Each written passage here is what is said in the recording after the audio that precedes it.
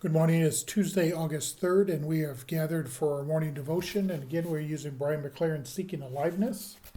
And today's devotion is called God's Character Revealed Further.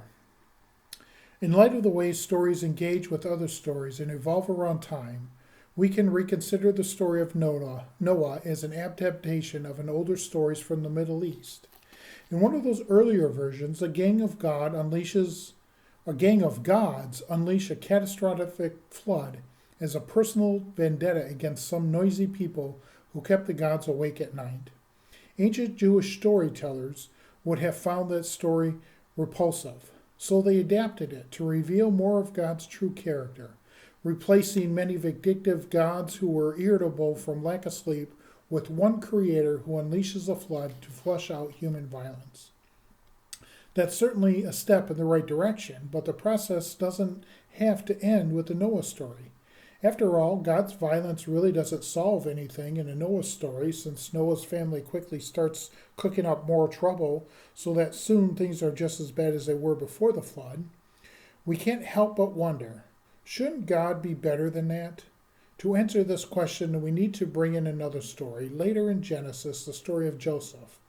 God responds to violence in a very different way, not with more violence, but with kindness, another big step in the right direction. So today, instead of seeing something as simply wrong, try to see it as a step up from something even worse, and imagine what the next step forward might be. And so what Brian McLaren's basically getting at here is, and this is just out there, that there are many cultures that have flood stories. And so this character Noah may have been an adaptation of that. It may be true. I don't know. There's no historical data to back it up. But what he's saying is that story revealed a character of God, a God that was destructive, destroyed the world. And what happened?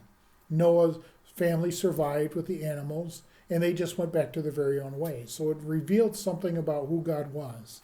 And so he brings in the story of Joseph, which revealed a character of God very different.